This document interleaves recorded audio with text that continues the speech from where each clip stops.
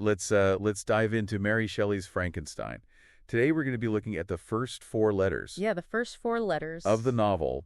And if you're reading this for class, these letters, they might seem like just a setup, but Right. I think they're really important. Yeah, they're packed. They're absolutely packed with insights into characterization, themes, Symbolism. all this stuff that'll just make you, That'll make you shine. yeah, you look like a genius. Yeah. So, They're not just an intro. They're like a foundation Yeah. for understanding the whole novel. right. And remember, Frankenstein is what we call an epistolary novel. Ooh, big word. Yeah, meaning it's told through a series of letters. Okay, so, And in this case, our narrator is Robert Walton. okay, He's an ambitious explorer, all right. writing to his sister Margaret. So we're getting this one side of the story. Exactly. Okay. Yeah, and think of Walton's letters as like a window into the mind of someone who's driven by this romantic thirst for knowledge and discovery. Yeah. He is obsessed with reaching the North Pole, mapping Yeah. uncharted territory, pushing the boundaries. Classic romantic stuff. Totally classic romantic. Yeah. Yeah. Okay, so let's get into letter one. Okay. What jumps out at you in this first letter? Well, I'm struck by the intensity Okay. of his desire. Okay. He's clearly brilliant, Mm-hmm. passionate, but there's also this hint of recklessness, Okay. almost a sense of blind ambition. Uh-oh. He even says, "These are my enticements, and they are sufficient to conquer all fear of danger or death." That's powerful. Or- That's scary. He's willing to give it all Right. out. He's so fixated Yeah. on his goals. Yeah, is this foreshadowing? What's going I on? think so, right? Like this idea of pushing boundaries, Mm-hmm. of defining limits. Yeah. This is something that we're going to see throughout the whole novel. Okay. And it connects directly to these themes of scientific exploration. Okay. The pursuit of knowledge and the ethical dilemmas that come up when humans try to play God. Ooh, play God. That's a good one. Right. Yeah, this is going to be good. Yeah, and he says that he's self-educated. Oh, interesting. Right. He even says that he's more illiterate than many schoolboys of 15. Oh, wow. So he's... So he's admitting Yeah. that he doesn't have that formal education. Okay, could that play into it? I think so. Like his decision-making? Totally. He's got this thirst for knowledge. Yeah. But maybe he lacks the wisdom Ooh. and guidance yeah. that comes with structured education. Right. That could definitely play a role in his journey. Yeah, I mean, you've been researching Yeah. how ambition is portrayed in romantic literature. Right. Does Walton strike you as a typical romantic hero?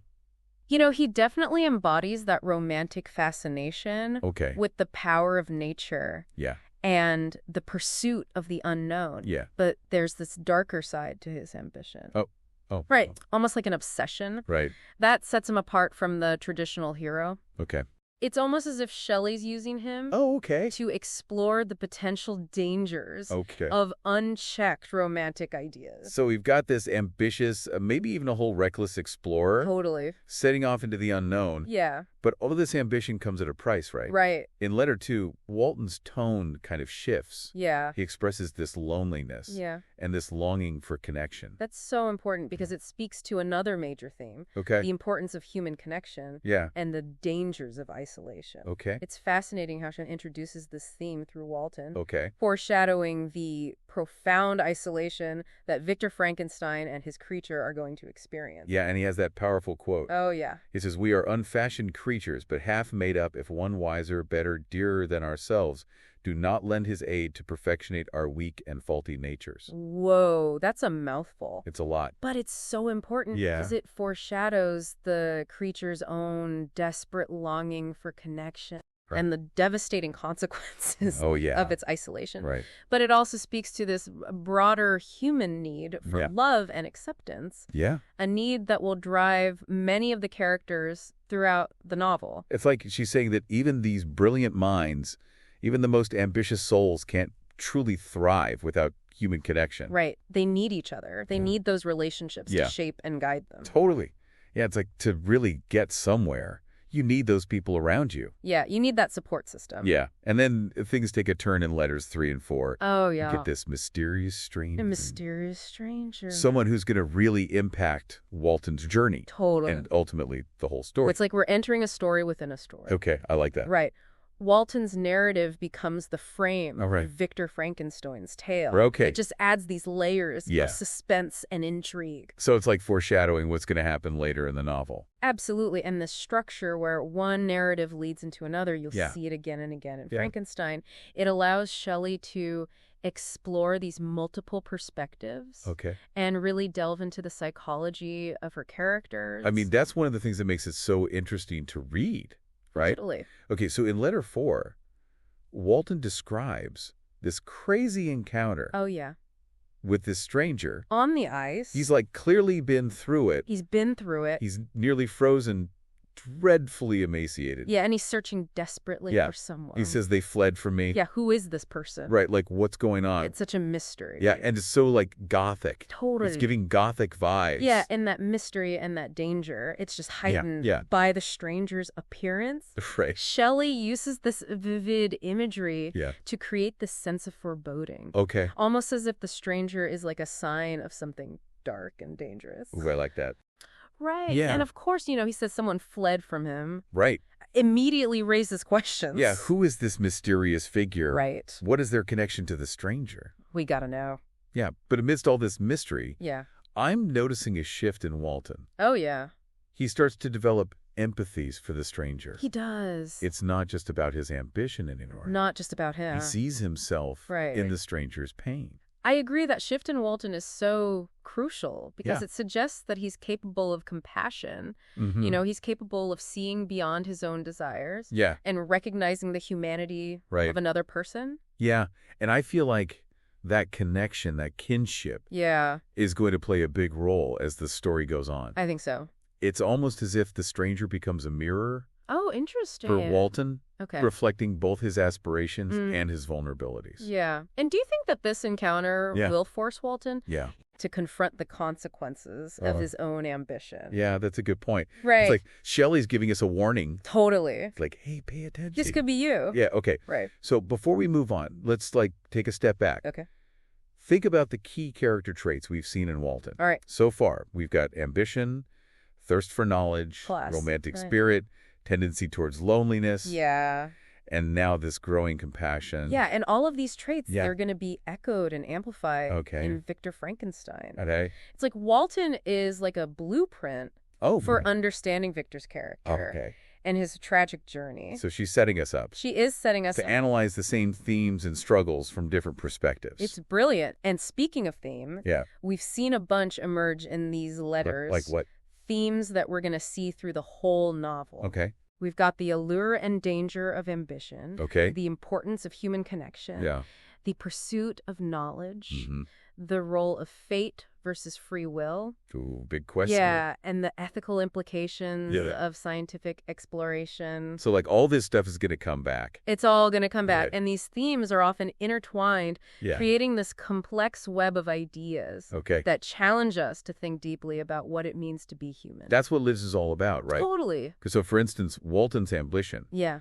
it's clearly intertwined with his desire for knowledge and his longing for connection. Exactly. He believes that achieving his goals Yeah. will bring him intellectual fulfillment Okay. and a sense of belonging. Right, because if he finds all this new knowledge, then he has something to share. Exactly. Those people he wants to connect with. Exactly. Yeah, okay, I see that. And this complexity, Yeah. this is one of the things that makes Frankenstein Yeah. such a timeless and thought-provoking Yeah. work of literature. Right. It's not just a horror story. It's not. It's Yeah. a story about what it means to be human, Right. to want things, to deal with our limitations, Right. and to face the consequences Right. of our choices. Yeah, okay, so we talked about characterization. Mhm. We talked about themes. Yeah. We can't forget about the quotes. The quotes. I mean, her language is just so powerful. So evocative. Yeah, and these early letters Yeah. are full of these quotes that you're going to want to Highlight. dog ear, come back to Right. as you read. They offer clues to understanding the characters, the themes, the messages of the novel. I'm especially drawn to that line from letter 1, Oh, yeah. where Walton says, "One man's life or death were but a small price to pay for the acquirement of the knowledge which I sought." Ooh, that's a good one. It's chilling It's true. because it foreshadows the sacrifices. Yeah. It's a lot. That both Walton and Victor might be willing to make Right. in their pursuit of knowledge. That quote is like a warning sign. Right. It hints at the potential dangers Yeah. of unchecked ambition Okay. and the ethical dilemmas that can happen Yeah. when the pursuit of knowledge becomes an obsession. Yeah, and it reminds me of that warning Oh, the yeah. stranger gives to Walter. In letter He asks, "Unhappy man, do you share my madness? Have you drunk also of the intoxicating draught?" Ooh, yeah, that one gives me chills every time. I know, it's like he's begging him Right. to learn from his mistakes. Yeah. Like, hey, don't go down this path. To recognize how dangerous Yeah. it can be. It's like foreshadowing. What's going to Yeah, happen? Totally. It makes you wonder if they're going to listen. Are they going to heed this warning? Are we going to repeat Yeah. Are they going to make the same the mistake? same mistakes? And that's what makes these opening letters so compelling. Yeah. You know, they raise more questions than they answer. Right. They set the stage for a story that's just filled with suspense, Yeah. moral dilemmas, Yeah. and these profound insights into the human condition. So if someone's, reading Frankenstein for a class, Right. what should they keep in mind? Well, I would say pay close attention Okay. to the parallels Okay. between Walton and Victor. Okay. Consider how their ambitions, Yeah. their desires for connection, their Mhm. pursuit of knowledge, Mm. how they mirror each other, Okay. and think about how their choices Yeah. and their fates might be intertwined. Okay. So like Walton's journey Right. is like a mini version. A mini version. of Victor's. Yeah. Or a cautionary tale. Oh, okay. Interesting. Yeah. And all those key themes that we talked about. Yeah. Ambition, isolation, Pursuit of knowledge. the dangers of desire. Right. How do those themes play out in the Yeah. larger narrative? Okay. And I mean, we talked about the language. With the language? Yeah. Yes, so good. Pay attention to the imagery, Right. the symbolism. Is Shelley's use of foreshadowing Yeah. Like how she creates the atmosphere. masterful? Yeah. And how she kind of hints at what's to come. Exactly. Like that image of the stranger's eyes Oh, yeah. lighting up with a beam of benevolence and sweetness. Even though he's been through so much. I know. It's such a crazy juxtaposition. I know. And it Yeah. makes you wonder, Yeah. can even the most tormented soul Yeah. be redeemed? Yeah, right. Do good and evil really exist in absolutes? That's a big question. I know. I don't Is- know. Shelley doesn't give us easy answers. No. She makes us think Yeah, she challenges us. about human nature, Yeah. about morality, Mm-hmm. and the consequences of our actions. So to wrap it all up, Okay. these first 4 letters, Yeah. they're not just an There's intro. so much more, They're a roadmap right, to the whole novel, to understanding Yeah. the big ideas the themes. at the heart of Frankenstein. Look like a key. They're like a key, Yeah. unlocking all the secrets. So listeners, that's it for our deep dive today. Yeah. This is just the beginning Just the beginning. of our exploration of Frankenstein. There's so much more to come. So much more to We'll uncover, be back soon. to dive even deeper. Until then, happy reading. Happy reading, and you know what? What? The real journey begins Yes. when you close the book When you close the book. and start thinking for yourself. Exactly.